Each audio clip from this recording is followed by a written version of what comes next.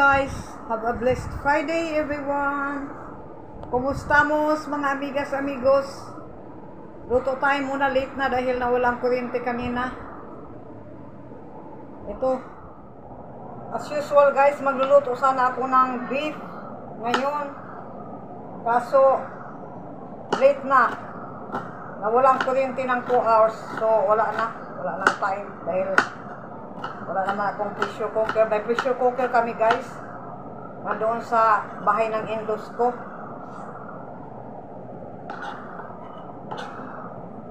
At saka takot din ako gumamit ng pressure cooker. Kaya ito, hiwa-hiwa tayo ng ano tayo, egg curry guys, para madali. Dahil siyempre gutom na yung mga girls. Dahil nag-isda kami nung nakaraang araw. So yesterday, honey, what to eat? What I cook? Nakalimot na ako. Anong niluto ko kahapon? Ano na tayo? Salaw. Oh, tinulang manok pala yung kahapon. Kaya ngayon, i-carrot ako luto ako ng eggs. Yung i-fry ko muna. Yan ang gusto ni Mariha, i-fry ko. Hahaluan ko ng kaunting patatas, potato. Baka sabihin nyo, si Miss Biola, hindi yata nagbibihis. Dahil kahapon ito din yung naka-vlog ko. Hindi pa ako nagligo guys. Dahil late na, pinauna muna si Maliha dahil yung uniform ni Maliha hindi pa nalabahan kahapon din. Matagal kahapon yung brown out dito sa amin. So hindi siya nakalabada. At saka masakit ang binti ni Maliha, 2 binti. Nag-cramps. Kaya pagkasabihin nyo, na ito si Miss Biuda, panay isang damit na lang. Magluto muna ako sis bago ako mag-change ng natin, damit. Kaya ito, 4 potatoes lang ito. Tapos 2 eggs. Mayang gabi na ako magluto, wala ring gas. Walang supply, so magluto tayo sa gasol. Kaya mamayang gabi, magluto ako. Pag sa gabi kasi kadalasan may supply na gas. Dandahanin ko dahil itong kapitbahay baka makakarinig sa salita ko. So, ito na recipe, madalian. So, ito na lang muna.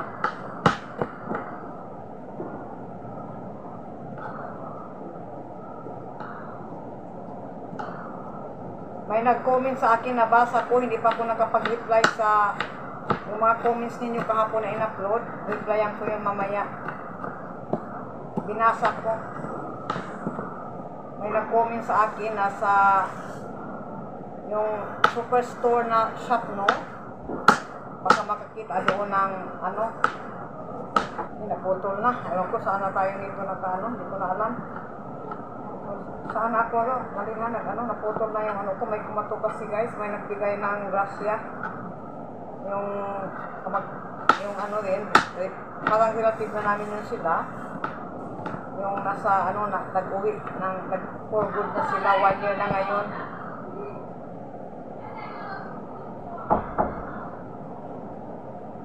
Kumatok siya dahil nagbigay ng ulam. Yata ito yung sa laman loob ng, ewan ko, itong ulam na ito, hindi ko alam. Kaya, ganoon. Naputol yung live natin. Hindi ko na alam. Hindi ko kung saan na ako Ay, sabi nga pala noon yung may nag-visit sa akin, na baka daw sa shopping store, superstore, makikita yung card. Yung, baka may Pinoy doon, Pinoy product like sardinas or sotanghon, pansit. Dito sa amin, mga labs, may superstores, maliliit, hindi kompleto. Wala nga silang Milo o Valtin. Kaya ang binibili ko kay Maliha, na lang yung Horlicks na chocolate. Tapos isang beses nagpunta kami sa school ni Rihanna, sa college, sa school niya. May malaking shop doon, may isda nga doon. May isda na tinda, may mga fruits, veggies. Dito sa superstores na shop dito malapit sa amin, walang veggies, walang So wala din guys. Wala din nakita. Malaki-laki na nga din yon. Kahit Ovaltine Milo, wala din makita. So, mag-wait lang tayo. Baka doon sa medyo malalaking ano talaga supermarket, malayo naman yun guys, yung malalaking supermarket. Titingnan pag makarating doon, bili tayo ng sardinas. Yung binigay sa amin, di ba, naputol yung ano natin, kanina pinutol ko, may kumatok. Ito yung nasa taas. Parang relative namin, ka-atin itong cashier namin sa bahay. Laman loob yata ito ng baka. Masarap ito dahil maanghang. Yung lutuin kong 2 eggs lang guys, dahil hindi ako ayaw ko kumain ng ganitong ano ulam. Mag-ano lang ako, magkape. Kape ang kakainin ko with rice. Sila kakain ito. Tapos ito naman yung potato, ginayat-giyat ko ng ano ba, pinong-pino. Ito oh. Ito guys. 4 potatoes. Konting sabaw. Yan, solve na sa mga bata. Ay, may sabaw. May sabaw pa pala guys. Nakalimot ako. May tinulang sabaw pa pala na natira kaunti. Yung alam ang kainin ko. Sa kanila ito, ayun ko, hindi ako makain ng ganito. Tapos, ano ba ito? May pusa. Tatabang pusa. Kaya si Maliha doon naglalaba pa ng uniform niya. Matamlay na ang katawan ko guys, ewan ko ba. Dati energetic ako. Si Rihana noon nung nag-ano pa siya, senior high 12, nakapagluto na ako. Nalinis ko na buong bahay, nalinis ko na yung stairs kasi may stairs kami ang maglilinis. Tapos ngayon wala. Hina ng katawan ko, hindi ko alam. Baka may diferensya ako. Tapos si Malia pag dumarating galing ng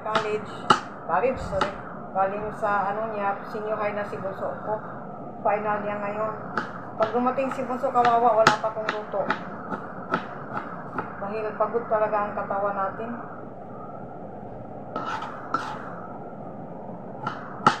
Nung nasa Saudi pa kami, 2 hours, 3 hours lang ang tulog ko guys. Ano pa ako, energetic. Very energetic ako noon.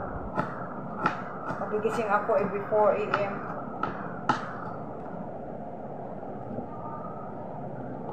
Madaling araw dahil dinadrop kami ng hubby ko. Gusto ng asawa ko before 6. 10 minutes bago mag 6 ng umaga. Alis na kami ng bahay dahil pag 7 o'clock na, na-traffic na sa daan, sumalit siya sa opisina. Kaya 4 AM ang ano ko, every 4 AM ang gising ko sa Saudi noon.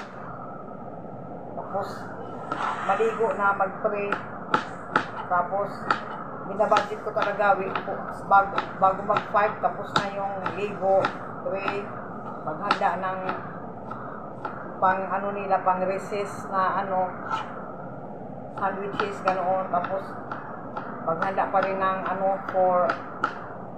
maghanda ng para pang lunch nila dahil ang uwi si Rihanna noon high school na, di ba? Hanggang 4 o'clock, 8 to 4 ang sa Jeddah International School, Philippine International School in Jeddah. So, si Maliha naman 2 o'clock, grade 3 pa, grade 1, grade 3, ganoon. So, talagang budget ko at saka very energetic ako guys. Tapos, at saka kasama pa ako sa school dahil si Maliha malikot. Minsan na-aksidente kaya sabi ng papa niya, mag-ano daw ako. Doon lang ako sa school mag-abang-abang. Hindi naman mahirap mag-abang dahil may mga kaibigan ako doon guys. 5 kaming mag-friends ng mga parents na kaklase ni Maliha. Tapos sa tapat ng eskwelahan, may bahay doon nag-rent yung isang parents. Doon kami nagtatambay hanggang sa makauwi ako ng 4:30 ng bahay. Dumarating ng bahay ng 4:30 PM. Dating ng hubby ko ng 5. Ayan, mag naman ako ng hubby ko. prepare his, ano ba ito, merienda. Tapos, patutulugin na yung mga bata. Dahil siyempre, pagdating ng bahay, 4:30, patutulog na lang sila yan dahil nagkumain na sila ng lunch sa school. Tapos, gigising ng 8 p.m. Pagkagising ng 8 p.m., ayan, paanuhin uli sila, pamirindahin yung mga girls dahil siyempre kagigising by 9, ang ano namin talaga 9 o'clock p.m. ang gusto ng hubby ko, kakain kami ng dinner dahil by 11 matutulog na yan siya. So ako naman hindi pa ako nakakatulog dahil pagkatapos ng namin kumain ng 9, ayan, magturo, ako ang nagtuturo kay Maliha. Si Rihanna sariling kahit na niya dahil high school na. Pero alhamdulillah guys, ano din, happy ang papa nila dahil si Maliha nasa top 2 palagi. Si Rihanna naman nasa top 3. Kaso ngayon wala na.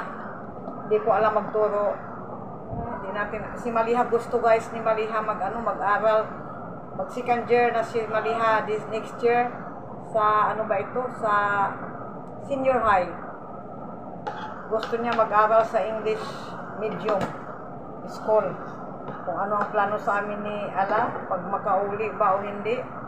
Kasi nasa plano yan guys sa atin ni Ala, kahit anong gusto natin, kung talagang wala ang plano, nasa plano lahat ni Ala guys. So, pag si Maliha gusto niya ng nasa English medium, mahal ang bayaran, hindi natin kaya. Kasi hindi niya kaya sa ano, ang mahirap din kasi yung Bangla na ano, yung Bangla curriculum. Hindi naman sila gaano yung may mga, lalo na yung Bangla subject, katulad ng Pilipino subject, may mga salita doon na malalalim, hindi nila kaya. Sige, okay guys. Maliha ka, Maliha. Pinista po sa si Maliha. Thank you. Maraming salamat. Magluluto na ako guys. Alhamdulillah guys, done with our lunch. Busog ulit si Bisaya dahil may leftover kahapon na, ano ba ito, yung tinulang manok, yun ang inulam ko, yung sa mga girls, an egg curry. Ayoko ng egg curry guys, so may natira, alhamdulillah. Nagbihis na ako guys, so tingnan nyo, oh, ayun oh, nakabihis na tayo. Dahil baka sabihin nyo kanina yung na-vlog ko na damit, yun din ang kahapon. Dahil hindi pa tayo nakaligo. So ngayon, nandito, rest na ulit kaming tatlo. Rest si Rihanna, kaliligo lang, tapos na maligo, tapos kain ka agad. So, so thank you mga loves. Keep on watching. Sa mga suporta, mga new subscribers ko. Shout out sa mga new subscribers. Hello dyan sa inyo, sa mga lumang subscribers, silent viewers, at sa mga sharers, sa mga nagpapalipad, mga super thanks. Maraming salamat sa lahat ng OFW. Ingat tayo dyan. Ingat tayo. Medyo malamig ang simoy ng hangin dahil di ba umulan nga. So, hanggang dito na lang. Thank you. You're the night sky trying to make me see